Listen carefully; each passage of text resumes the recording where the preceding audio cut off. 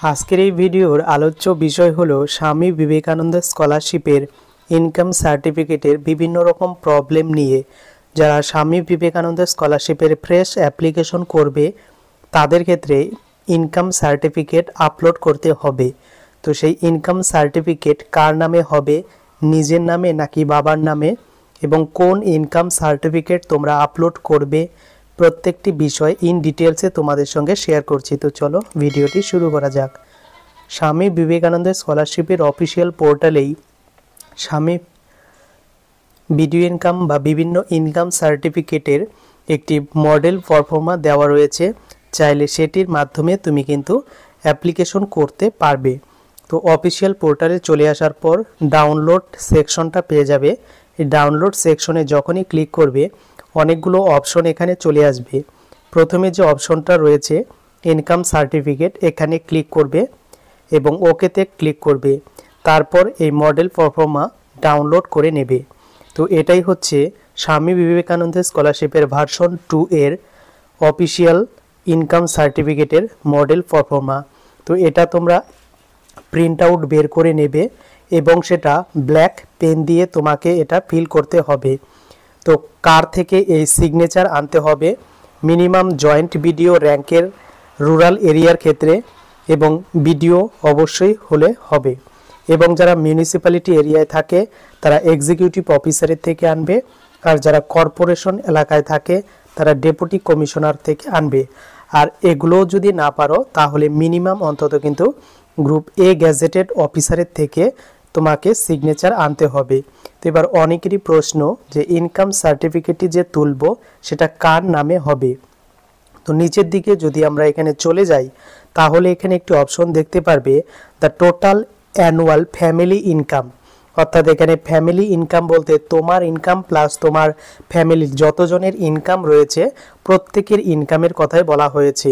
অতএব তুমি যে এখানে অ্যাপ্লিকেশন করবে ভিডিও ইনকামে, এখানে কিন্তু তোমার নামই দিয়ে দিতে হবে। অর্থাৎ প্রথমত এখানে যে আবেদন করবে তার নাম হবে এবং তার ফাদার্স নেম অবশ্যই এখানে এন্ট্রি করবে, অর্থাৎ তার ফাদার্সের ইনকামও বাই ডিফল্ট এখানে কিন্তু হয়ে যাচ্ছে।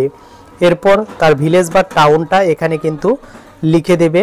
এরপর তার পুলিশ স্টেশনটা এখানে এন্ট্রি করবে এবং ডিস্ট্রিক্ট এগুলো কিন্তু ফিল আপ করবে এবং টু নো মি, এবং এখানে যে অপশনটা রয়েছে এখানে তোমাকে ফিল করতে হবে না, এটা যাকে দিয়ে সিগনেচার করাবে তিনি এটা ফিল আপ করবেন।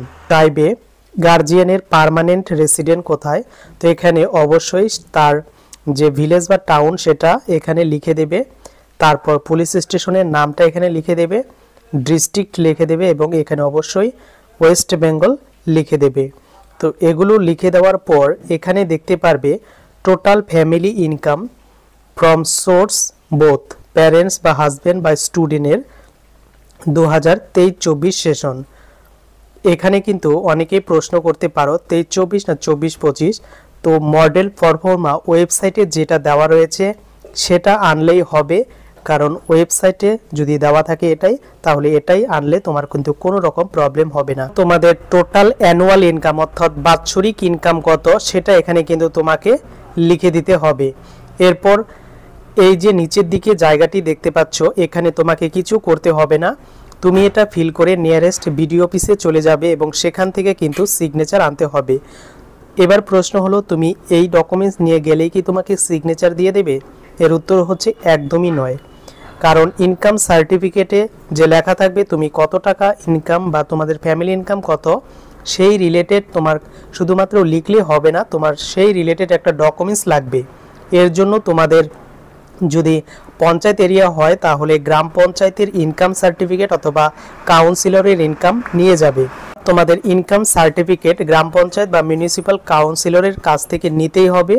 দ্বিতীয়ত তোমার আধার কার্ড নিয়ে যাবে এবং তার সঙ্গে তোমার বার্থ সার্টিফিকেট, এই তিনটি ডকুমেন্টসের নিয়ে গেলেই তোমাকে কিন্তু এখানে সিগনেচার করে দেবে। নচেত যদি ইনকাম সার্টিফিকেট তোমার না থাকে তাহলে কিন্তু এটাতে সিগনেচার করবেন না।